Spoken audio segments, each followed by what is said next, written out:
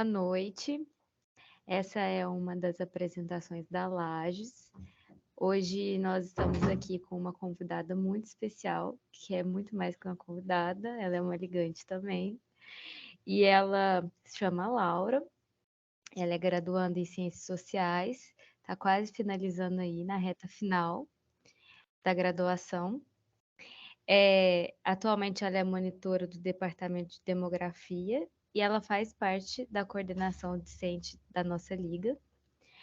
Ela participa da pesquisa que está avaliando a política nacional para a população em situação de rua, especialmente no estado aqui de Minas Gerais.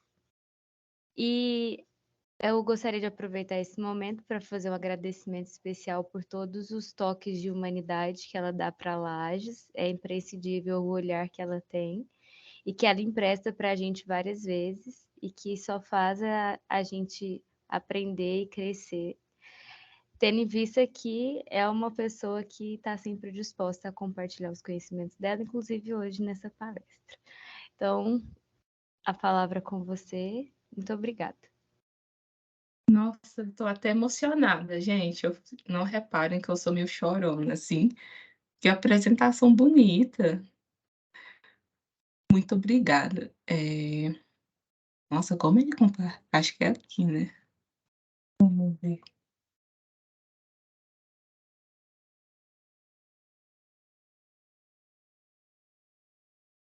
Oi? Sim, a gente está vendo sua tela. Estão vendo então? Então vou começar, né, então, eu vou falar de um tema hoje, que é um tema que eu tenho estudado há algum tempo, né, e que eu gosto muito de falar, que é sobre a gravidez na adolescência. Então, o título, né, que eu dei para essa apresentação é Ultrassom de uma tragédia nacional, né, um olhar para a gravidez na adolescência em um mundo contemporâneo. E esse Ultrassom de uma tragédia nacional é um título de uma coluna para a Folha de São Paulo, que depois fez parte de um artigo, é um artigo de 2 páginas, vou deixar disponíveis para você, que fez parte de um periódico, né? Essa coluna se transformou num artigo, no qual uma das especialistas em relação à gravidez da adolescência, Maria Luísa Elborn, que ela estuda há um bom tempo, ela traz um olhar tirando um pouco desse estigma, desse estereótipo que a gente tem em relação à gravidez na adolescência, né? Então, essa apresentação que eu vou fazer aqui é uma apresentação de uma aula que eu dou na introdução numa disciplina, né, de introdução à demografia nas ciências sociais. Só que é uma aula que dura de 7 meses, 11 e 10, então eu tive que dar um recorte, mas é um pouco dela, assim, no qual eu tento trazer para os alunos uma visão, assim, geral do que é a gravidez na adolescência e tentar tirar um pouco desses preconceitos que a gente tem. E para isso, então, eu vou abordar 5 tópicos com você aqui hoje.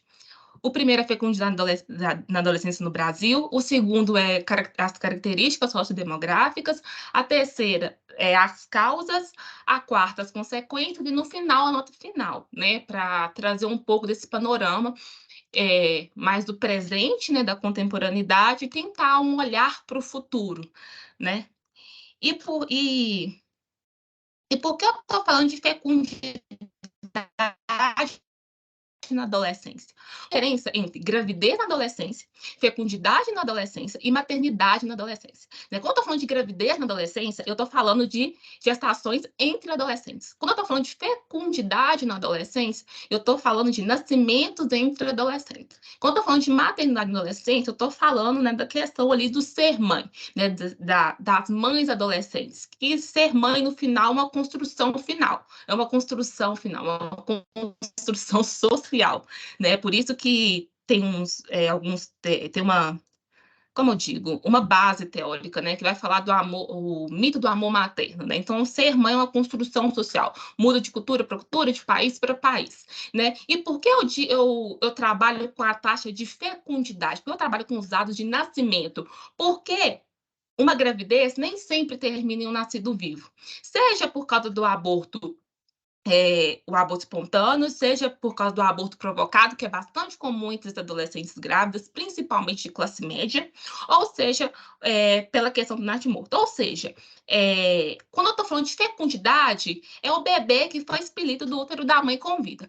O bebê deu um suspiro, morreu. Ele entra para a taxa de fecundidade. Infelizmente, vai sair do hospital, né, com uma declaração de nascido vivo, uma declaração de óbito. Mas é a taxa que eu trabalho. E que trabalhando na demografia de forma geral, uma das melhores para medir questão das adolescentes, né? Nessa questão da fecundidade, da gravidez. Até porque também, quando a pesquisa domiciliar ela bate na porta, igual o censo bateu na nossa porta no último ano, e está batendo.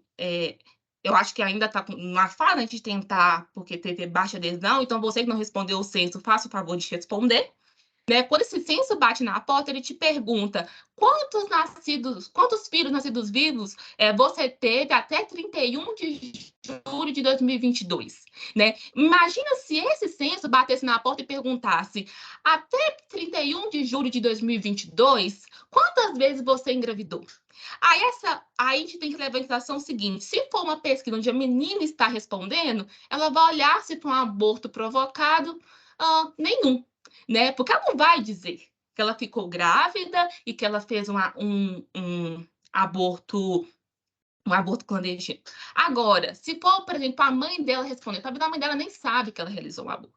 Por isso que essa taxa de fecundidade ela é tão importante, né? Então, quando eu falo da taxa específica de fecundidade, porque na demografia, só um breve detalhe, né? Tem a taxa de fecundidade total, que a gente analisa o número de nascimentos entre as mulheres em idade reprodutiva, né? Porque a TBE, na taxa bruta de nascimentos, no denominador, estão todo mundo, crianças, homens, mulheres, idosos, tudo.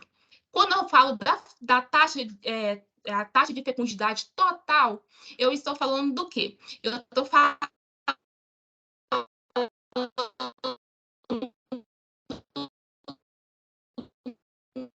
do número de nascimento entre mulheres. A menina se engravida antes do 14? Tem. Tem mulheres que engravidam depois dos 49 anos? Tem. Cláudia Raia tá aí para contar a história. Só que é muito pouco. Então, a gente acaba não contando. E também é bom porque dá para a gente fazer comparações entre países. Por isso que essa taxa de fecundidade, né, para o grupo de 15 a 19, que é o grupo da adolescente, representa, né, a taxa de fecundidade adolescente e é medida pelo número anual de nascimentos de mulheres desse grupo de idade por 1.000 mulheres, né? E aí eu vou tratar aqui agora das gravidezes, dos nascimentos entre as meninas de 15 a 19, porque eu não gosto de comparar a menina de 10 a 14 com as meninas de 15 a 19. Porque os processos são completamente diferentes, né? As causas que levam a menina de 10 a 14 anos a engravidar são semelhantes a de 15 a 19? São, mas também são muito diferentes. A gente está falando, inclusive, de distúrbio de vulnerável.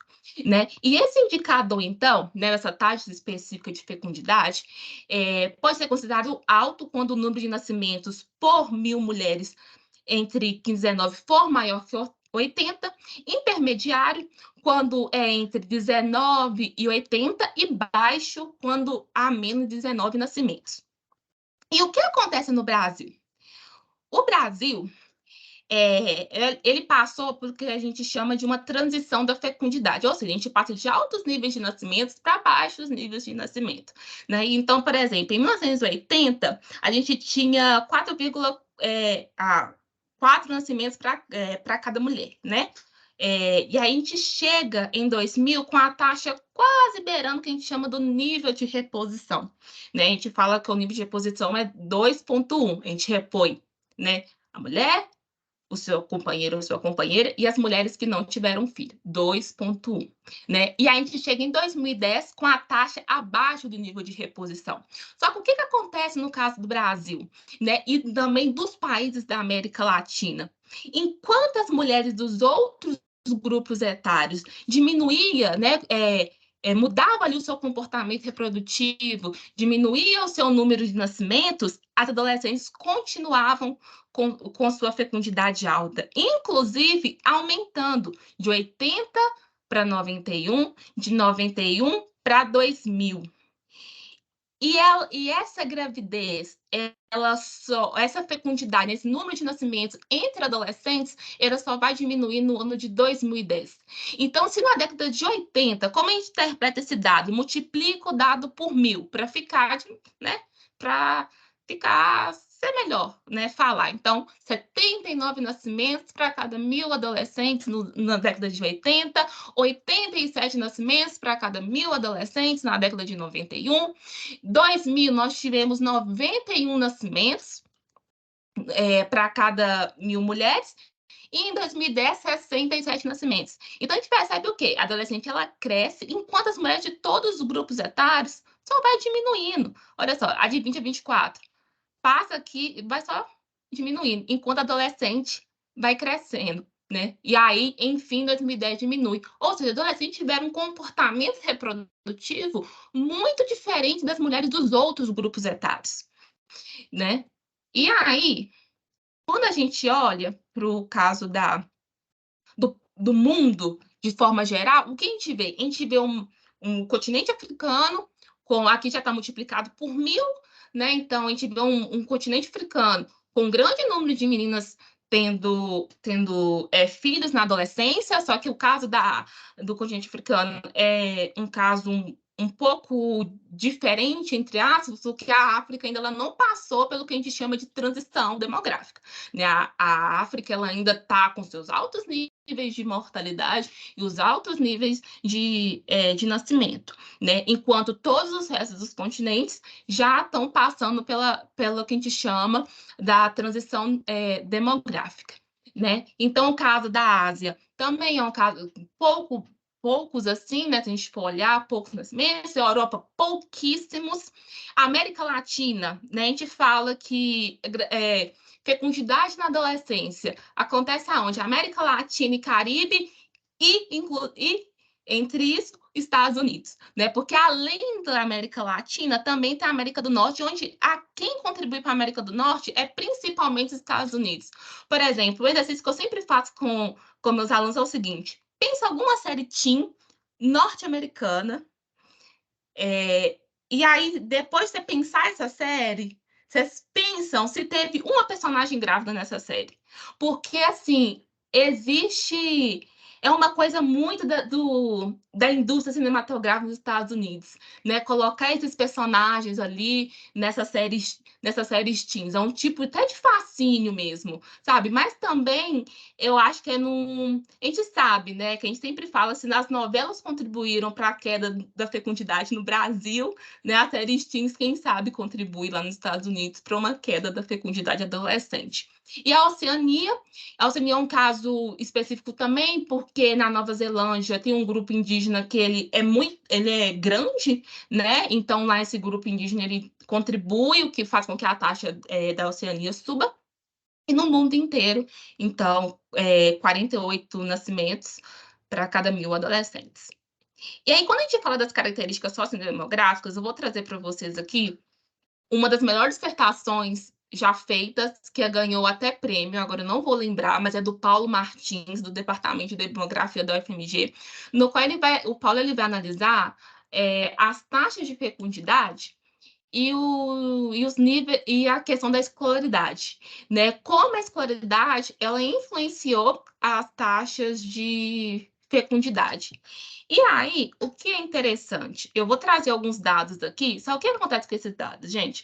Ele sofre o que a gente chama na demografia de efeito de composição. Ou seja, à medida que a população ela vai mudando, né, eu não gosto muito dessa expressão de mudando, porque dá um sentido que já teve um padrão. Mas vamos dizer, entre aspas, né, a população vai mudando a sua cara, né, vai mudando ali a sua cor, a sua religião, né, saindo do rural para o urbano, esses números eles vão acompanhando. Então, não esses dados aqui não vamos dizer, uma boa estatística, né? Um bom dado para se analisar. Só que o outro, que é o caso da regressão logística, eu acho que é muito difícil ao olho, assim, numa primeira vista, a gente entender, e aí tem que ficar explicando, né? Regressão logística, não, isso aqui eu não gosto. Aí eu trago esses dados, mas aí eu vou explicando para vocês Mas é isso, né? Só para avisar que esses dados eles sofrem o que a gente chama dos efeitos de composição, que eu estou trazendo aqui agora para vocês com os dados mais simples. Ou seja, então, quando a gente olha para as características sociodemográficas, a gente vê por idade simples. O que a gente percebe? Essa gravidez, essa proporção de adolescentes, né? Gravidez não, de fecundidade, né? Essa proporção de nascimentos entre adolescentes, elas estão entre as meninas de 19 anos, né? Porque essas meninas de 19 anos estão mais expostas ao risco, no sentido de que essas meninas de 19 anos talvez já iniciaram a vida sexual, as meninas de 19 anos, provavelmente, né? Elas já quando eu falo de uma forma geral, né? Já iniciaram a vida sexual, já estão casadas ou já estão coabitando com algum companheiro, então já têm relações sexuais frequentes, então essas meninas estão mais expostas ao risco. Por isso que esse número ele é tão elevado entre as meninas né, 18, 19 anos, tá? Em relação à raça-cor, né? A gente percebe que o que está acontecendo no caso dessa gravidez ao longo dos anos, né? Porque aqui 91, censo de 91, como não teve censo na década não teve censo nos anos em 1990, em 91, 2000 e 2010. E aí que a gente percebe que essa fecundidade, ela tá o quê? Ela tá principalmente entre os grupos ela vai, né? Ela ao longo do tempo, ela vai ficando mais concentrada entre as minas pardas e pretas, que no final, quando a gente vai fazer a análise, né, a gente coloca as minas pardas e pretas, a gente denomina de negras, né, gente? Porque não existe, né? É uma questão também, né? Que a gente, assim, da demografia, a gente fica, meu Deus, gente, não se fala pardo e negro, né? Negro não é o que a gente diz de uma categoria ali, né? Negro é a conjunção de preto e pardo, né? Então, ou seja, ao longo do tempo, essa gravidez vai ficando cada vez mais concentrada entre as meninas pretas e pardas, o que não é por acaso, né? Porque essa fecundidade, ela tá concentrada em que? As meninas negras, pobres, de baixa escolaridade, tá? Então, tá tudo que a gente chama de interseccionalidade, né? Que é o sentido de que a gente não pode analisar um fenômeno sem pensar nas múltiplas variáveis, né? Que nele se tem. Em relação à educação, que é o tópico, né, da dissertação do Paulo, eu acho essa questão super interessante da educação, porque a gente percebe que ao longo do tempo, isso aqui a gente sofre efeito de composição, mas essas meninas estão concentradas de fato entre as meninas de 4 a 8. Só que por que aqui entre o ensino médio vai crescendo? Né? Igual eu falei, porque a gente teve uma política no Brasil, na década de 90, chamar toda criança na escola, né? No qual a gente conseguiu ampliar a nossa cobertura escolar. Até antes da pandemia, assim, estava em torno dos 90%.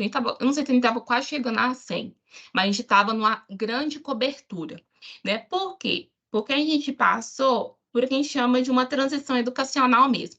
E aí, agora aqui, eu estou pegando a distribuição percentual das mulheres adolescentes, né? Segundo anos de estudo. Então, aqui são adolescentes de forma geral. Não só adolescentes que, enfim, né, tiveram algum nascido vivo. E o que a gente percebe ao longo dos anos, que é super interessante, que eu gosto muito dessa tabela, porque ela mostra realmente a nossa transição educacional, né?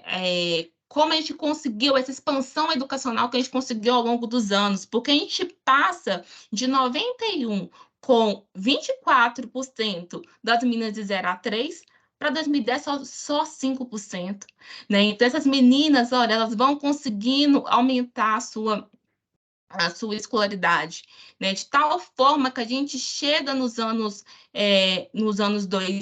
de 2010 com o quê? 5% das meninas no Fundamental 1, 29% das meninas, né, no Fundamental 2 e 65% das meninas no ensino médio. A gente sabe que o ensino médio tem muita evasão ou abandono, né? E mesmo assim, a gente chega com uma taxa de pelo menos 65 meninas no ensino médio, contando também que a gente está de 15 anos, essas meninas estão, né, na transição do ensino fundamental 2 para o ensino médio.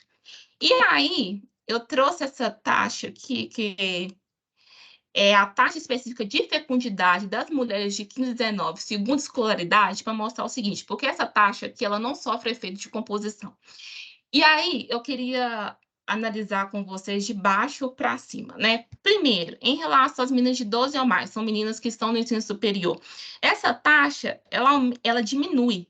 Olha o poder que a educação tem, né? A educação, ela expande tanto o horizonte que talvez previne aquela gravidez, de tal modo que essa menina ela vai estar mais bem informada, né, de como usar o método contraceptivo, talvez aquela gravidez desejada na adolescência, como vou explicar daqui a pouco, ela não vai acontecer, né?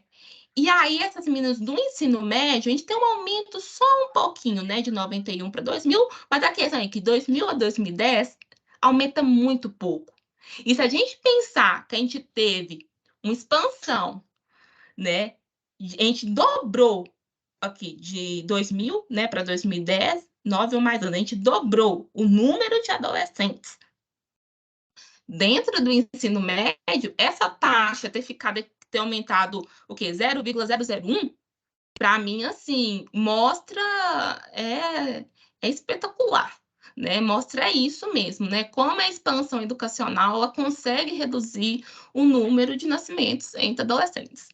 E aí, o que eu acho super interessante sociologicamente, lógico, né, é que entre as meninas com Fundamental 1, essa taxa sobe, né? E entre as meninas de 0 a 3, a taxa desce. Mas por que essa taxa desce entre as meninas de 0 a 3 e de 4 a 8 ela sobe? Ela desce entre as meninas de 0 a 3 porque nesse grupo aqui tá ficando cada vez menos meninas. E quem são essas meninas que ficam de 0 a 3?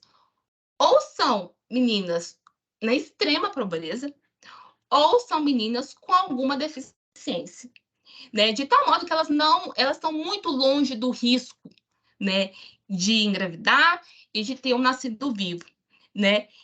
E essa taxa, então, ela sobe, né? Ou seja, porque ela sobe? Porque aí geralmente as meninas que engravidam e depois a gente não sabe, né?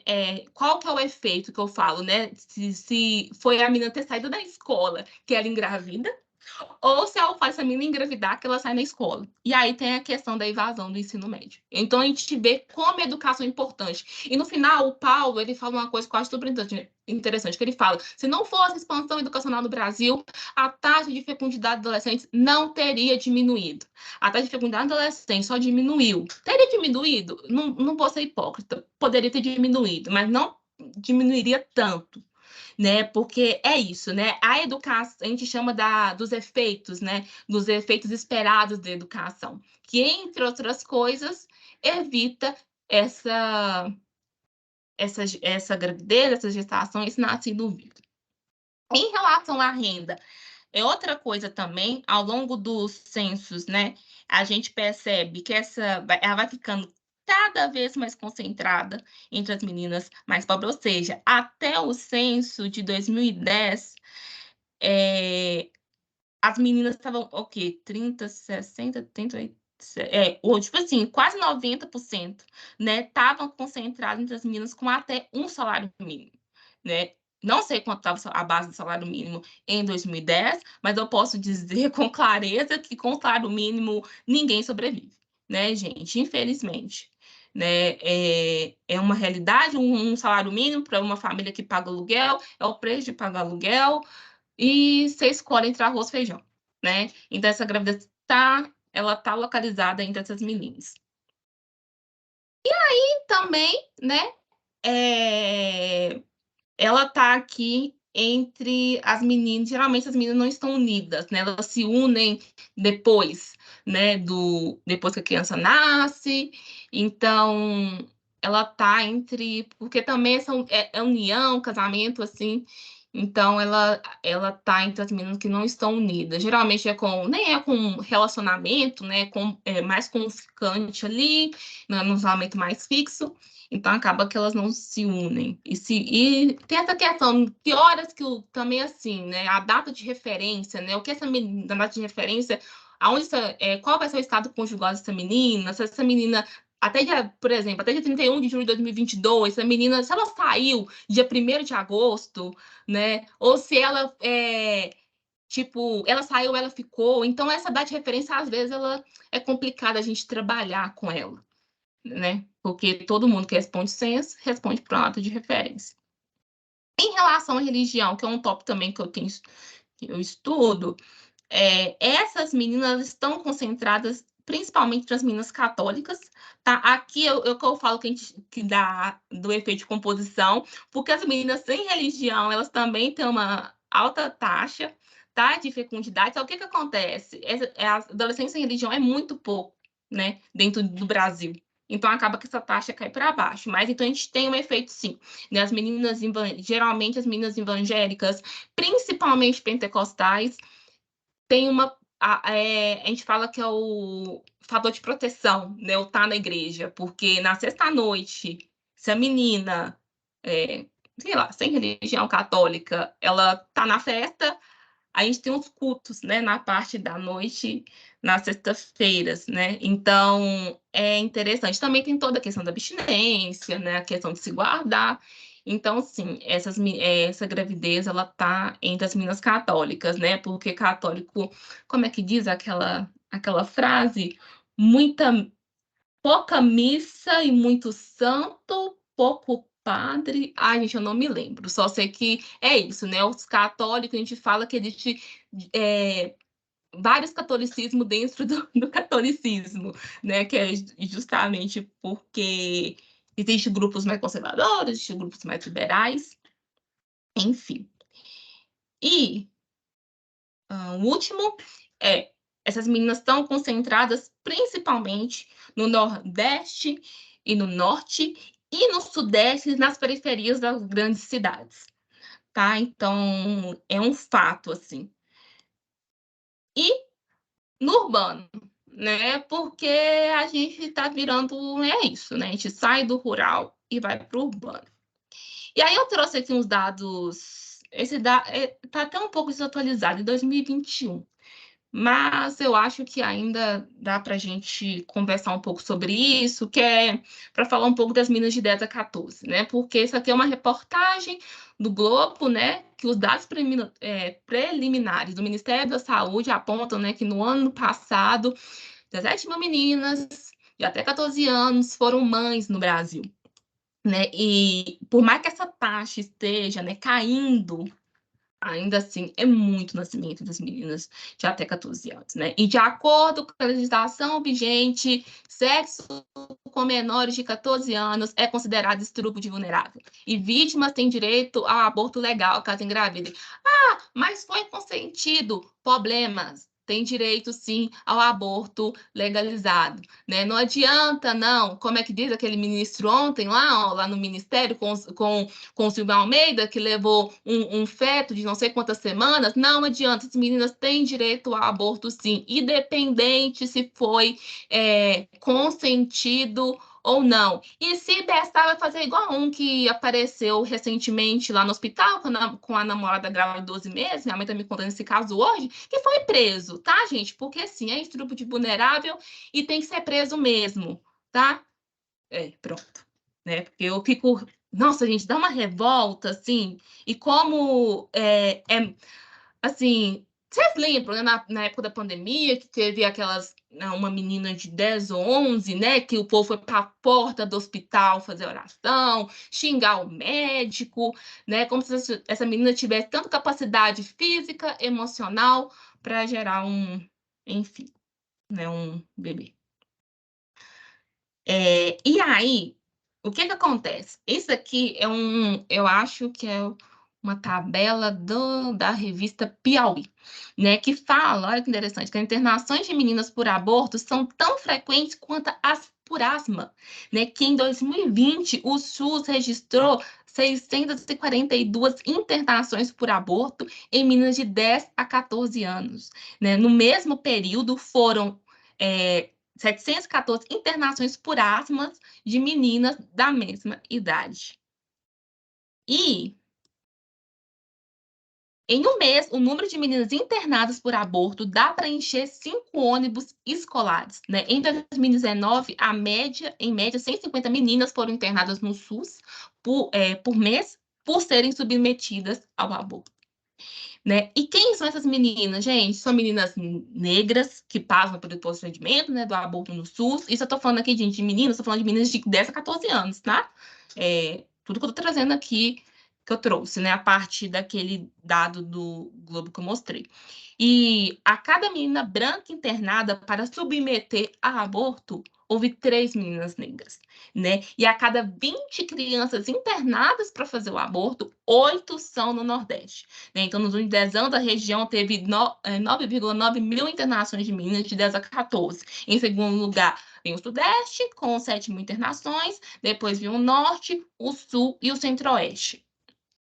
E, né, ter a Maria Luísa, que foi graduanda em Ciências Sociais, né? Eu conheci ela quando ela estava para defender a monografia dela, e foi assim, uma monografia excelente, uma dissertação excelente, no qual ela vai tratar justamente, na monografia ela trata só das meninas de 10 a 14 que tiveram um nascido vivo, né, pelo dado do censo. Então, ou seja, as meninas, o bebê já foi expelido ali do útero delas com vida, né? E ela vai tratar todas essas meninas através dos dados do censo. E aí a gente vê que essa gravidez ela está concentrada, né, entre as meninas de 14 anos, que é aquilo que eu falei, né, estão mais expostas, igual a 18, 19 anos, né, estão mais expostas, infelizmente, né? São meninas principalmente pardas e pretas, né? A questão da alfabetização é uma questão complicada, né? Mas são meninas que, assim, pelo menos elas, né, estavam ou, né, estavam na escola, não sei até quando, mas pelo menos assim, elas acessaram, né, o sistema educacional. Infelizmente, 45% casada ou em união consensual. E aí eu tive que retirar desse slide, porque realmente não ia dar tempo pelo que eu tô vendo aqui, que eu vou ter que correr aqui. Mas são meninas, aqui tá relacionado ao casamento infantil, que é uma coisa muito frequente. Depois eu vou deixar as referências bibliográficas. Tem 2 estudos super interessantes no Brasil sobre casamento infantil. Uma é Ela Vai no Meu Barco, e a segunda é Tirando o Véu. Todos são os 2 estudos, assim, maravilhosos sobre sobre casamento infantil, né? E eles vão fazer entrevistas qualitativas com vários autores. Vai fazer com as meninas, com as famílias, com os maridos, com os líderes religiosos, com as autoridades da cidade. Super interessante. E no final, tá no urbano. Né? São meninas que estão no urbano. E sobre as causas, eu vou passar aqui rapidamente, mas em relação à causa, eu separo em 4, né? Que é a Santos, na verdade, acho que no trabalho, não lembro quem é Santos, mas eu sei que ela separa em 4, e eu gosto muito dessa separação, porque eu acho que ela consegue realmente, assim, são 4 fatores, ela consegue englobar de uma certa maneira, né? O primeiro fator, então, que leva essa menina a engravidar é o deslize, né? Um dos primeiros fatores, né? Não acreditar que pode engravidar ou uso incorreto dos métodos contraceptivos. Sim, gente, a gente tem um tal do pensamento mais adolescente, nunca vai acontecer comigo, acontece sempre com o outro, comigo não, né? O uso incorreto dos métodos contraceptivos é uma verdade, porque não adianta só esse método lá no posto de saúde, tá? Povo, né, na gestão, povo da enfermagem, povo da medicina, povo da saúde de forma geral. O método no posto não vai adiantar se o adolescente não souber colocar uma camisinha. Então, não adianta colocar a caixa de camisinha lá no posto se o adolescente não ser orientado a como utilizar essa camisinha. Existe uma barreira, assim, que é praticamente uma barreira de ferro do acesso dos adolescentes ao sistema de saúde, no sentido de que Muitos profissionais colocam a moralidade, ou seja, adolescente não faz sexo, o tipo de conversa não é uma conversa acessível, tanto também na educação sexual na escola mesmo, né? É uma coisa muito biológica, né? Não é uma coisa assim que eu acho que fala a linguagem do adolescente, que ali, sabe, uma conversa mesmo, uma roda de conversa, não, é uma coisa meio de biologia, como funciona o sistema reprodutor, mas ninguém ensina, assim, as coisas certinhas. Então, tem muito essa questão do uso incorreto dos métodos contraceptivos. Eu agora, para minha monografia, né, estou fazendo entrevistas com as mulheres que foram mães na adolescência e vi mulheres que, de um método para o outro, não usaram camisinha, o que é importantíssimo. A pílula, um dia toma, outro dia não toma. Eu tive um caso que eu, assim, e na hora da entrevista tem que ficar sério, né? Que a menina tomava pílula do dia seguinte todas as vezes que tinha relação. E essas relações, por mais que elas eram esporádicas, tipo, era pelo dia seguinte. Eu fico pensando o quanto ela passava mal, né? Então, assim, tem muito essa questão, né? Porque hoje o que mais se ouve é camisinha tem no posto, é só lá e pegar. Não funciona assim, né? E aí tem a questão também do farmacêutico, porque na hora que você chega para comprar um método contraceptivo, hoje tem, né? Vai fazer sexo, né? Isso aí é processo. Gente, entendeu? Então, assim, são barreiras mesmo. Eu acho que nem é uma linha, não. É uma barreira mesmo de ferro. Uma segunda causa, a violência, né? Quando a condição feminina é ignorada e a mulher fica reduzida a um objeto.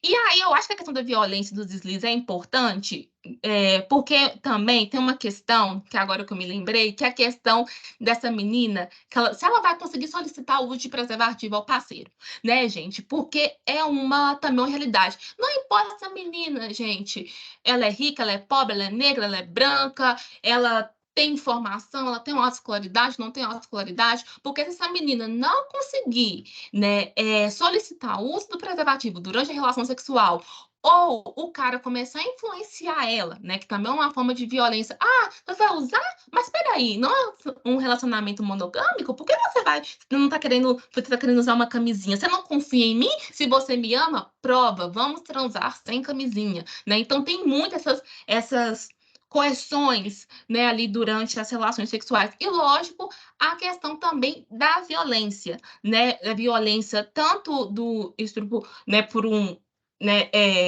estupro dentro da família, né, violências sexuais dentro da família, quanto em outros locais. E aí ontem eu li nossa, eu tô para ler essa matéria, ainda não li, que é do Intercept, no qual eles vão falar, a moça vai falar como, eu vou mandar para vocês depois, como a questão do alinhamento parental está sendo usado para tirar essas meninas das mães. Então, as mães chegam, e mães que denunciam, né, os padrastos ou os pais de violência sexual. Então, eles usam isso, falam que a mulher é louca, que a mulher está querendo destruir a vida do homem, está querendo prender ele. Eles tiram essas meninas de 10, 12, 14 anos das mães né, e acaba deixando a sua guarda com os pais. Então, tem essas diversas formas de violência, né? Que não é só a menina não conseguir solicitar outro preservativo, como também essa violência dentro da família e em outros lugares, infelizmente.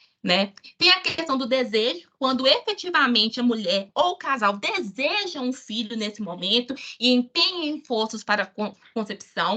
E essa questão é uma questão super, super interessante, porque quando a gente fala disso, né, muita gente não acredita, porque como assim a menina vai engravidar? Ela quer engravidar. Eu tive uma tia que, quando eu fui falar isso para ela, é pedagoga, ela falou: Você tá louca?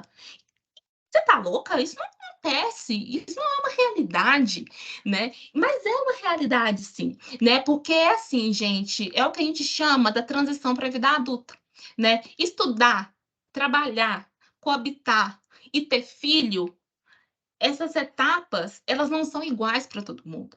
Ela diferencia, né, de cultura para cultura, de lugar para lugar, e muitas vezes as meninas, eu sempre falo, por que as meninas não iam desejar? Educação, fiz ali até o 8º ano, tá bom para mim, né? Porque muitas vezes elas não veem o tipo de emprego também, vamos dizer, por exemplo, o emprego doméstico. né, que ainda é uma realidade, infelizmente, né, é fruto da senzala, o emprego doméstico, para que eu vou, assim, estudar até o terceiro ano, né, para que eu vou fazer ensino médio se eu não preciso, né? E a gente pensa, por que não engravidar? Eu estou trabalhando, não estou mais estudando, né? Por que não? E muitas. Então, assim, esse desejo, ele vai acontecendo. Por quê? A gente está dentro da faculdade. A gente tem outros planos, a gente tem outros sonhos. Os meus alunos falam assim, o maior medo da minha vida é engravidar. E, de fato, né, a gente sabe que se a gente engravidar nesse momento, que agora, seja a gente mulheres, né, a gente engravidar, ou os homens, né, se, né, serem pais, a gente sabe que isso vai ter consequência. É por isso que eu falo sempre da importância da educação.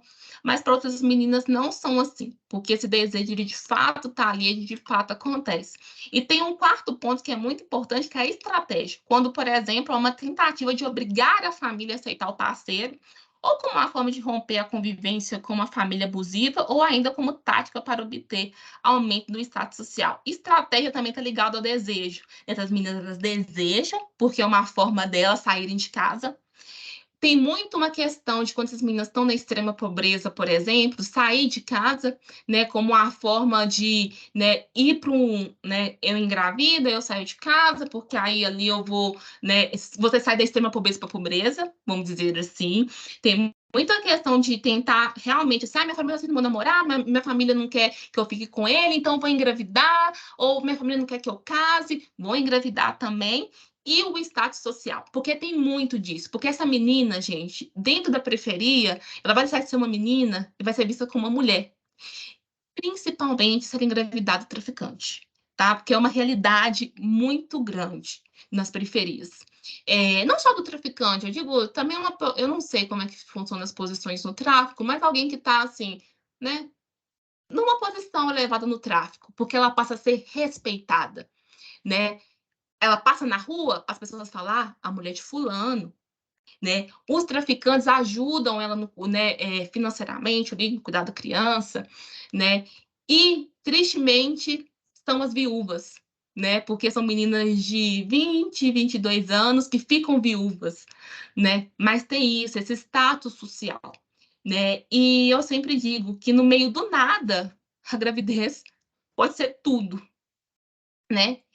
E aí, quando a gente fala de consequências, eu trouxe 4. Porque, assim, gente, consequência da gravidez da adolescência tem um monte. Eu não estou dizendo aqui, quando eu falo gravidez da adolescência, gente, que é uma opção boa ou que não tem repercussão na vida da menina. Tem sim, tem repercussões, tem consequências. Não é uma opção ideal. Eu sempre falo que eu estudo porque eu, assim, gente, eu acho que a gravidez da adolescência tem um jeito, sabe? Ela tem uma solução, né? Mas eu só acho o seguinte, a gente tem que olhar para isso daqui, a gente tem que entender. Ai, tá eu dando spoiler. Ai, meu Deus. Vamos voltando. A gente tem que entender o desejo, a gente tem que entender a estratégia, a gente tem que entender a violência, o deslize, porque senão nós, né, como formuladora, né, futura formuladora de política pública e pesquisadora, vocês como profissionais da saúde, a gente tem que entender as várias realidades para trabalhar. Não adianta a gente achar que essas meninas são promíscuas, vagabundas, né, todos esses adjetivos incorretos que usam, né, que essa menina assim, essa gravidez era indesejada, né? Porque senão a gente não consegue trabalhar, a gente não consegue discutir essa questão e avançar. Então, quando a gente fala da consequência, eu trouxe aqui mais as consequências que eu acho interessante a gente ter em mente. Primeiro, é a família de origem, né? Que a modificação do cenário socioeconômico altera significativamente as particularidades da gravidez da adolescência. O que eu quero dizer com isso? Gente, ser mãe, adolescente na classe média, não é nunca a mesma coisa de ser mãe na classe popular, tá? De ser mãe ali, de meninas da periferia, da menina da Vila Acabamundo e a menina ali do Gutierrez. É totalmente diferente. Sabe por quê? Porque as meninas de classe média, gente, tipo assim, o impacto, por mais que haja um impacto educacional, impacto no mercado de trabalho, a gente percebe que é muito pouco. Porque essas meninas, elas conseguem negociar ali, né? Porque terceiriza, né? O cuidado, lógico, contrata ali uma babá, ou o avô ajuda a cuidar, né? Então, assim, atrasa algumas coisas, uma entrada numa faculdade, uma entrada no mercado de trabalho, mas, assim, as consequências, elas são muito poucas, quando comparada às consequências das meninas as meninas mais pobres. Então, eu pergunto, a adolescência, ela é um problema? E se ela é um problema para quem? Porque, na minha visão, ela é um problema para as meninas de, de meninas pobres. E aí, se ela é uma consequência para as meninas pobres e não para as meninas ricas, então, assim, quem está errando essa história toda?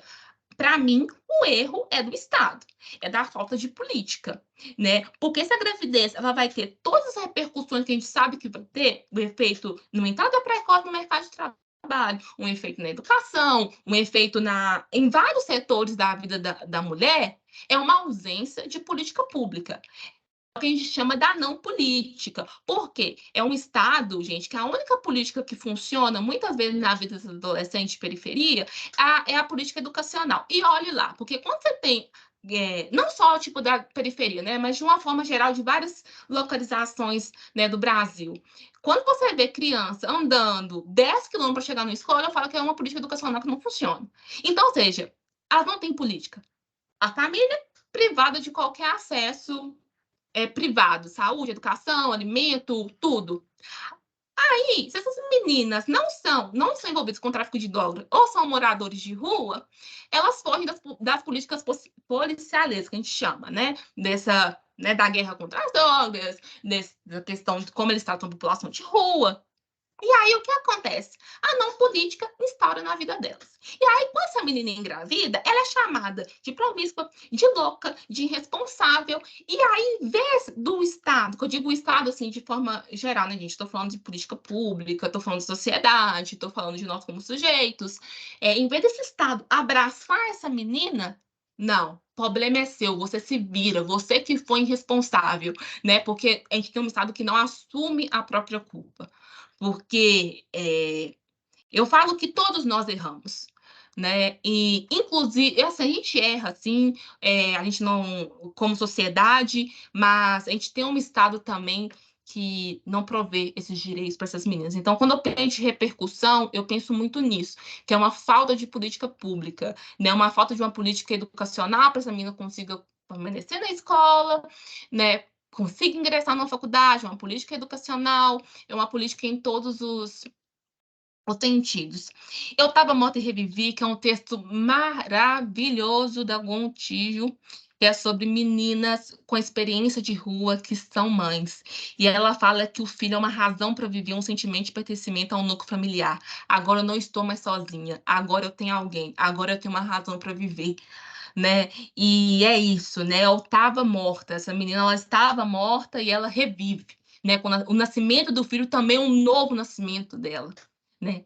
Os Ter Alguém na Vida também, que é outro texto perfeito, um dos textos mais legais que eu já li, que é um reforço ao projeto de ascensão social, pois os esforços passam a ser de concentrar, né, na vontade de garantir um futuro melhor para os filhos. Então, elas falam, não, agora eu quero estudar, agora eu quero ser alguém na vida, justamente para dar uma vida melhor para o meu filho. Então, esse filho também eu falo que é essa energia, né, para continuar lutando nesse mundo tão excludente, esse mundo tão desigual.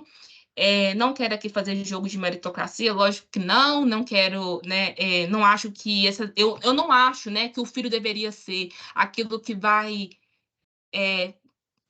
fazer com que elas queiram ser alguém na vida. Eu acho que isso era papel da educação, não é papel de um filho, né? Eu acho que essas meninas elas têm que reviver, né? Essa escola tem que ser um lugar de refúgio, tem que ser um lugar para você querer ser alguém na vida, é dentro da escola, não é um filho. E a questão da saúde mental, que aí é uma coisa negativa, né, gente? Porque as mudanças no estilo de vida, como a restrição social e o cansaço físico. Então é muito aquilo de eu não vivi minha adolescência, o filho, muitas meninas acabam numa depressão, pós-parto, né? Mas ao mesmo tempo essa restrição social, ela liga ao ser alguém na vida, porque muitas vezes elas falam que o filho me impediu de ser morta, de ficar utilizando drogas, né? Então, assim, é um complexo, né? É várias coisas. Por isso que eu falo que a grande adolescência é um fenômeno complexo. E há quem diga, né, que é só indesejada e é irresponsabilidade. Eu digo que não. Né? São vários fatores, são várias consequências. Eu poderia ficar aqui falando horas e horas e horas. Mas, para terminar, porque o nosso tempo é curto, eu queria fazer uma nota final, né? Eu digo que é quando os ventos conservadores chegam, varrem e sameiam. Isso, amigo, isso mesmo. Em fevereiro de 2020, o Ministério da Mulher, da Família e dos Direitos Humanos lançou, né, isso antes, né, o antigo Ministério da Mulher, da Família e dos Direitos Humanos lançou a nova campanha de prevenção da gravidez e adolescência titulada Tudo Tem o Seu Tempo. Adolescência primeiro, gravidez depois. Eu amo que aqui tu imagina, né, que é de uma menina com uma beca, bem aquela coisa norte-americana, e, ó, eu acho que é muito isso. Se você não engravidar, você forma, né? E aí eu lembro que quando ele lançou essa campanha, né, tava na época da pandemia, né? E eu, enfim, estava estudando um pouco essa questão dessa política, e eu lembro que eu escrevi um texto super revoltada com a matéria, que eu assim, falava, sinto muito, erramos todos. Aí eu listava todo mundo que cometeu um erro para que essa menina engravidasse. Aí culpava a sociedade, culpava a família, culpava o problema de saúde, culpava os professores, culpava todo mundo. E eu lembro que no final eu termino com essa frase aqui. Mas quando é o tempo certo? Né? E quando para muitas adolescentes, o tempo certo, ele é agora. É já, né? É com 15, 16, 17, 18, 19 anos. E aí, como a gente faz? Né? Quando a gente vê uma política dessa, quando a menina vê essa política aqui, fala, não, peraí, eu quis engravidar, né? Então, é complexo. Mas por que eu digo isso? Porque a gente tem agora esses ventos conservadores, né, que vai dizer que a gravidez na adolescência nem é mais culpa mais da questão do não uso de contracepção. A gravidez na adolescência, na verdade, é culpa das meninas que estão iniciando a vida sexual mais cedo, né? Cada vez mais cedo. Ou seja, se você se guardar, porque essa política, né, gente, tudo tem seu tempo, foi uma política, entre muitas coisas, de abstinência sexual. Ou se não, um adiamento, né? Então, mais uma vez, o quê? O Estado tirando dele a sua culpa, né? Olha, não, a questão é que essa menina está iniciando a vida sexual muito cedo, né? Por isso que ele está engravidando. E aí nós temos uma famosa frase da ex-ministra, né, Damares, que ela fala, né, não vem papai e mamãe jogar no colo do Ministério da Saúde, resolva, minha filha engravidou, depois que deixou sua filha ir pro TikTok, né, fazer dancinha e vender o seu corpo, né, uma coisa está muito atrelada à outra, com certeza, né, não, assim, sem dúvida, né, pessoal, assim, assim, o TikTok, né, com certeza, é a culpa de uma gravidez na adolescência. Eu queria terminar com vocês com uma frase de um livro super interessante também, que ela vai falar o seguinte: se, como vimos antes, a gravidez está relacionada às realidades e expectativas cotidianas das mulheres, é preciso que as pessoas consigam superar a pergunta: mas por que ela não se previne?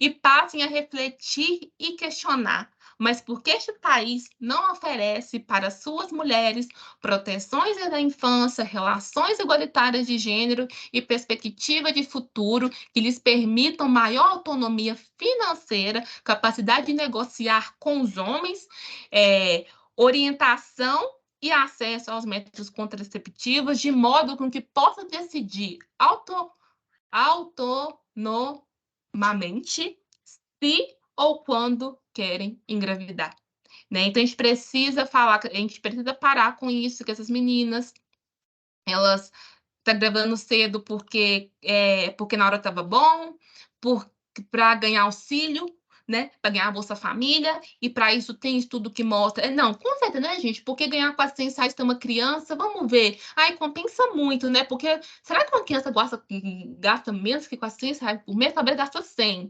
né? Parar com isso de falar que as meninas estão engravidando cedo para conseguir auxílio, porque essas meninas não se protegem, no posto tem método contraceptivo, depois quer pedir aborto por quê? E começar a pensar, por que esse Estado ela não oferece políticas sociais? Porque a não política, né, a ausência do Estado continua. né? E eu acho que era isso, não vou me estender mais. Tá, a bibliografia tá toda aqui, eu não vou nem. Assim, tudo que tá aqui tá bom. Mas se eu pudesse indicar para começar, ultrassom de ultrassom nacional. Resultado?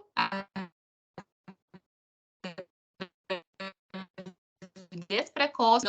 Assim, li agora há pouco para essa apresentação. Perfeito, perfeito. E tem a tese aqui também do Martins, super interessante. Ai, gente, muito bom. O Tiro Véu, estudo que eu falei sobre casamento infantil. Ela vai no meu barco, né? Casamento na infância e adolescência no Brasil. 2 primeiros estudos sobre casamento, né? Um estudo mais amplo no Brasil. E é isso, gente. Meu e-mail tá aqui. Podem me mandar um e-mail que a gente conversa e vamos aqui igual amarelinha, ó. Um passo de cada vez até chegar no 10, tá? E é isso, gente. Era isso que eu tinha para falar. Gente, eu consegui sentir a sua emoção em cada fala. Muita revolta, muita emoção, muito peraí, que eu não quero ser processada. Não, Não. mas o que eu achei mais interessante é que você é muito apaixonada pelo tema, né? Dá pra ver que você realmente tem um interesse particular pelo assunto, ainda bem pra gente, que a gente pode perguntar várias coisas. E eu queria iniciar fazendo uma pergunta Uhum. específico sobre o grupo, né, de meninas de 10 a 14 anos. Como que você vê o acesso dessas meninas ao aborto legal no SUS? Você acha que, primeiro, esse acesso é feito de uma maneira que respeita a autonomia dessas meninas? E segundo, você acha que esse acesso é feito no tempo que deveria ser feito para que essas meninas sofressem menos consequências advindas do aborto e até mesmo de uma gestação mais adiantada? Olha, eu vou contar um caso que eu presenciei numa das entrevistas que eu fiz para minha monografia, que é uma de uma adolescente que ela engravidou com 15. E ela pesava, na época, se não 35, que é 35, 45 quilos. Ela não tinha capacidade física. Agora eu tô falando assim, nem de capacidade emocional, capacidade física mesmo, para gerar enfim, né, um bebê, um feto. E aí o médico sugeriu para ela, né, que ela poderia fazer o aborto porque era risco de vida para a mãe e para a filha. E, de fato, foi risco de vida, principalmente para a filha, que nasceu com vários probleminhas. E aí a mãe dela, por questões religiosas, negou. Ela não teve. E depois a mãe expulsa de casa, né? Então, olha que questão complexa, né? Você nega a menina o aborto e ainda expulsa ela de casa. Então, assim, é um acesso que eu ainda acho que, por mais que seja legal, ele está muito longe. Está muito longe de ser o ideal. Principalmente porque tem uma questão do médico, a questão da moralidade. Eu acho que a questão da Clara Castanho, assim, eu acho que eu acho que é um caso público que a gente vê, né, como um caso de estupro. Se o caso de estupro ele é visto, porque é uma menina que teria acesso ao aborto, e nem a menina de 10 a 14, mas eu acho que é um exemplo para mostrar, por exemplo, do médico que vai fazer um exame, né, e coloca o coração do bebê para ouvir, né? E ela não queria, né? Então, olha como, sabe? Não, você tem que ouvir, porque aquilo porque o que acontece? Depois que essa menina gera esse filho, tem todo o mito do amor materno. Agora, esse ser tá dentro da sua barriga, você vai amar ele incondicionalmente, independente de tudo, você vai lutar por ele. Como assim você quer? Não, você não pode dar seu filho para doação. Como assim você quer abortar seu filho? Isso não existe, né? Porque é isso, é o mito do amor materno, é da mãe que sacrifica tudo de si pelo filho, assim, desde quando ele está na barriga. Então, pensei em abortar? Não. Então, tem um médico que coloca sua moralidade em cima, e tem muitas vezes as meninas, elas já estão, assim, tem a questão das semanas, né? Então, são meninas que estão no estágio mais avançado. Aí, o que acontece? Aí é um trâmite legal. Por exemplo, aquela menina, acho que é do Espírito Santo, ficou semanas correndo na justiça. Então, o tempo que esse processo fica na justiça é o tempo que a gravidez vai evoluindo. Aí, talvez, quando a justiça libera o aborto, gente, simplesmente, o bebê já nasceu, né? Então, assim, é isso, né? Eu acho que é realmente dentro de um aspecto sociológico, é um Estado que controla, não que controla os corpos, né? No final, um pouco de Foucault, é um Estado de controle mesmo do corpo e da sexualidade, e da reprodução e tudo, né? E então eu acho que a gente erra tanto nisso quanto a reincidência, porque o mais triste da gravidez é quando a menina engravida de novo, seja na adolescência ou seja ali mais na idade de 20 a 24, né? Porque aí eu falo, gente, essa menina passou pelo sistema de saúde, a gente errou, como assim? Né? Essa menina já estava ali no sistema. Ela tá, tipo assim, porque o adolescente não engravidou, talvez ele tá fora do sistema, essa menina tá dentro do sistema, né? E a gente, mesmo assim, a gente continua cometendo os mesmos erros. Então, eu acho que perpassa um pouco por isso, né? Então, uma gravidez que eu sempre falo, é uma gravidez de casamento infantil, sabe? Eu acho um dos primeiros passos, assim, porque é uma realidade muito, assim, chocante. E para quem não se chocou ainda, vai ver o caso do prefeito de Araraquara lá, ó, que casou com a menina 16 anos, que tem 65 anos, gente, tá? Se, assim, talvez a menina do Nordeste não choque, talvez a menina do Sul choque alguém, né? Então, é um pouco disso. Sim, e uma coisa interessante que você disse, já puxando um pouquinho para o sistema de saúde, é que, de fato, o adolescente ele não está no sistema de saúde, né? O acesso Uhum, dele não acontece da maneira que acontece com as crianças, que as pessoas uhum, levam para fazer puericultura, depois levam para vacinar, e aí no adolescente tem um limbo.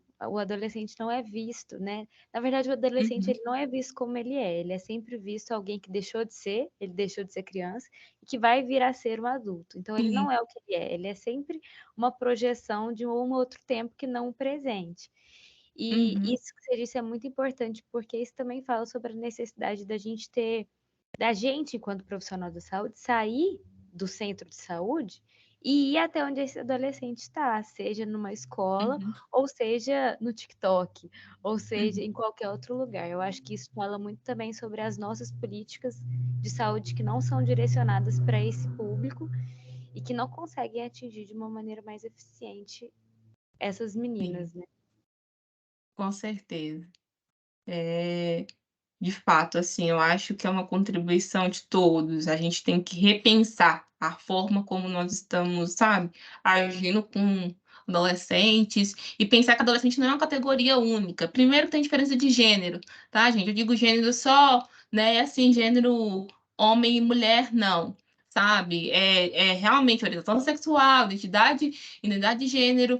Adolescência, assim, são várias. Por isso que eu não falo nem adolescência. Eu não gosto de falar adolescência, eu gosto de falar adolescências, porque são várias adolescências, né?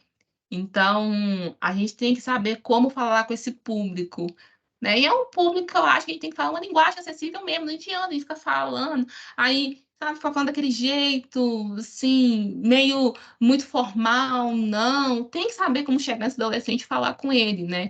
Trazer esse adolescente. Eu digo só na questão da gravidez, gente, porque eu penso assim, que assim, pior, não pior, mas pior também é viver com uma doença mesmo, AIDS está aí, né? E eu sinto que, hoje eu estava conversando com meus alunos, que é uma questão que essa geração de agora, ela não se preocupa tanto mais, porque igual eu falei, nossa, minha maior preocupação, engravidar, mas não vem na cabeça, não, pegar uma HIV, pegar uma AIDS, não. A minha preocupação maior é ter um filho, né? Mas, então, tem muitas questões, porque envolve também, né, IST, envolve adolescência, envolve outras questões.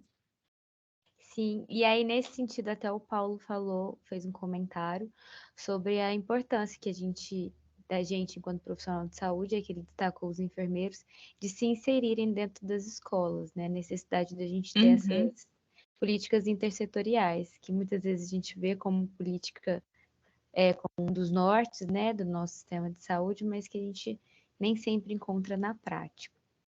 E aí a Ana Luísa, ela também comentou sobre essa dificuldade em relação à educação sexual, o uhum, quanto que os professores estão sobrecarregados e o tanto que tem ao mesmo tempo tem a internet que tem a dualidade de ajudar e atrapalhar ao mesmo tempo, porque tudo vai depender do acesso e do uso que você faz daquela informação. Acho que você pode E falar eu melhor. acho. Pode ir falando, se fica à vontade. Mas, só falando um pouquinho, que essa questão da internet é uma questão que eu acho que, assim, a minha orientadora, ela foi uma das pessoas, assim, fez um dos trabalhos mais legais que eu já vi, que é a questão das revistas teens, né, que é uma realidade, assim, não sei se os alunos aqui já viveram, mas eu fui a garota capricho, né, eu lembro quando eu mudei para cá, só numa mala eu trouxe isso daqui de revistas da Capricho, eu era muito leitora da Capricho. E, assim, a Capricho era, assim, as revistas teens, a revista para adolescentes era a internet de hoje. E aí, quando ela analisa a questão da saúde sexual e reprodutiva nas revistas, é aquilo. Assim, sempre colocando uma responsabilidade em cima da adolescente, as questões não responde de um jeito ideal, as informações muitas vezes são informações erradas, e eu acho que, tipo assim, é aquilo que Marx diz, né? A história continua, né? Primeiro como tragédia, segunda como farsa, porque justamente, assim, os mesmos erros que a revista cometia, eu vejo os mesmos erros sendo cometidos na internet, porque a internet pode ser um lugar de informação, lógico, mas também é um lugar de muita desinformação. E as fake news também para provar isso, né? Então, assim, tem essa dualidade, né? E assim, são lugares as informações não são legais às vezes, né? Às vezes você pode reforçar ali um papel de gênero, porque contracepção, eu acho que não pode ficar só a cargo da mulher, porque tem isso também, né? Quando aí a adolescente grávida, a culpa é sempre dela, mas peraí, ela não fez, desculpa o termo, ela não fez filho sozinha, né? Ninguém aqui faz filho sozinha, né? O vento não engravida ninguém, né? Então, tem um pouco disso, tirar essa responsabilidade do homem. Então, um pouco a gente tem disso, né? Ao mesmo tempo que é um lugar que informa, é um lugar que desinforma. Mas, Ana, você gostaria de falar? Nossa, fala, eu cheguei em casa, agora vocês estão me ouvindo? Acho que eu consigo falar. Sim.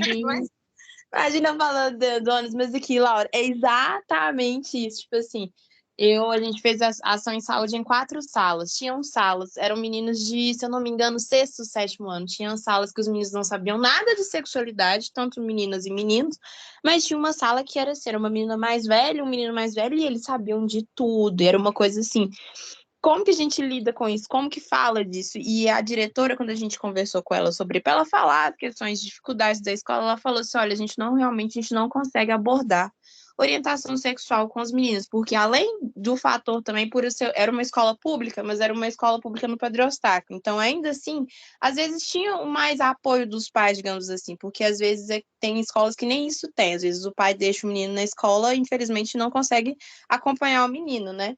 Só que nisso tinha um outro fator também dos pais reclamarem de ter a questão da educação sexual nas escolas também, porque depois do governo Bolsonaro isso rola muito. Já aconteceu até com a minha mãe, inclusive. Dela dando aula de ciências e um pai reclamou que ela deu uma foto que era um casal homoafetivo com uma criança. Então, tipo assim, é uma coisa bizarra e abre tantas arestas sobre essa questão de gravidez na adolescência que, nossa, Laura, você tá arrasando, mulher. Só isso que eu te falo. Não. Sim, tem muito isso mesmo. É aquela coisa, né? Até, eu acho que isso até pega um pouco da questão da vacina do HPV, né? Que quando muitos pais não vou dar, porque vai influenciar o meu filho a fazer sexo. Né? Se falar o nome sexo, meu filho vai fazer sexo. É igual quando se fala gênero, né? Como diz a professora, que falou a palavra gênero, a perna até treme. O professor odeia a palavra gênero. E alguns professores, né? Mas é isso mesmo, não se pode falar, né? Não se pode falar, porque se não se fala, não faz, né? Eu acho que tem, e aí é o pensamento mágico do pai, né? Se a adolescente tem o pensamento mágico de que nada de mal vai acontecer com ela, tem o pensamento mágico do pai, que é esse estado da negação, né? Não, se eu não falar, minha filha não vai transar, o meu filho não vai transar. Então tem um pouco disso também. E lógico, né? A gente está passando por esse momento, né, enfim, né, gente, terrível, de desgaste de saúde mental e emocional. E assim, e esse tema foi totalmente deturpado, tem sido visto de forma muito inadequada e se coloca aquela posição da abstinência, né? A abstinência tipo assim, a abstinência é o melhor remédio, né? Então, o melhor remédio na adolescência é a adolescente não fazendo sexo. Mas aí eu sempre falo que a adolescente tem que fazer o sexo no momento que ela achar adequado, né? No local que ela achar adequado, com a pessoa que ela achar adequado e usando o método que ela quiser utilizar, né? Então, eu acho que a gente tem que ter isso em mente, né? Mas é assim, claro, se não quiser fazer, tudo bem, tá? Sim. Se quiser se guardar do seu casamento, tá tudo bem. Se quiser esperar mais um pouco, né? Até você, não quero agora, tudo bem, né? Porque tem isso também, essa pressão. Mas, de fato, assim, é bem complexo, bem complexo. E a educação sexual é muito difícil. Isso fala sobre a autonomia, né? Mais uma vez, falando um pouco de Foucault, isso fala sobre autonomia, né? Você fazer uma campanha falando para adolescente qual que é o horário, qual que é o tempo certo que ela tem que ter para gestar, ou qual que é o tempo certo que ela tem que ter para resolver, tomar essa decisão na vida dela, fala sobre quais corpos que estão servindo a quais propósitos do Estado, né? Então, assim, a gente poderia trabalhar na perspectiva de dar ferramentas para que ela tome a melhor decisão, mas em momento nenhum tentar interferir nessa autonomia, né? Obviamente. Isso para a gente é muito claro, mas parece que para algumas pessoas que estão aí com o poder na mão, isso ainda não ficou tão claro. E eu acho que a gente precisa finalizar, mas assim, formalmente, Mas tem mas a um gente pode comentário do continuar aqui no Paulo bate-papo. aqui. Tem vários comentários. Eu Aí ele pensei em fala que finalizar aí é lendo. sobre. Sim, aí é sobre. Ele fala, né? É sobre assunto que meio que vira um ciclo fundido, né? Porque a violência de gênero e em casos das mulheres negras, o racismo, ao passo que são consequências dessa gravidez precoce, pressão negativa da sociedade, essas mulheres também são motivos de trás na sociedade, de acordo com os dados que me colocam essas mulheres nessa posição. Com certeza, a questão do racismo, a questão da violência de gênero, tá tudo, né? E aquele termo que eu falei, da interseccionalidade, né? Tá tudo unido, né? E sim, porque essas mulheres elas vão passar por violências que tem essa questão, né, da mulher que pariu também da mulher negra, né, que tem aquela coisa que a gente pensa na mulher negra, vários filhos, né? Então tem um pouco disso e tem também essa exclusão dessas mulheres, né? Porque as mulheres negras estão sim excluídas. Então, sim, com certeza. E aí eu queria também falar aqui do comentário da Virgínia, que eu achei super interessante, que ela publicou um documento da PBH, e aí ela também comentou sobre se já é difícil que as meninas e adolescentes sejam acompanhadas pelas equipes da Estratégia de Saúde e Família e ginecologistas, o que dirá teriam ouvido falar sobre um planejamento sexual reprodutivo antigo, planejamento familiar. De fato, né? Mais uma vez, a gente está muito distante dessas meninas enquanto serviços de saúde. Essa história ainda não estou por dentro, mas eu sei que, assim, eu acho o termo planejamento reprodutivo mais adequado do que o termo planejamento familiar. Porque eu acho que eu acho que assim, planejamento familiar dá muito sentido de pessoas mais velhas. Eu acho que o termo planejamento reprodutivo ele consegue acessar melhor ali o adolescente, não só o adolescente, mas também os homens. Então, acho que, assim, e porque planejamento dá uma questão assim de família, mas para que eu vou querer fazer um planejamento familiar? Eu não quero ter uma família agora, né? Adolescente, família. Por que eu vou querer criar uma família? Então, acho que o planejamento reprodutivo, ele é um nome melhor. Agora, o planejamento sexual reprodutivo, já não sei. Eu colocaria só planejamento reprodutivo. Assim, eu trocaria planejamento familiar por planejamento reprodutivo. E Mas esse nome eu vou também fala abrir. sobre a possibilidade de ter um planejamento reprodutivo justamente para não ter uma família, né? Então é mais nesse sentido, né? Sim.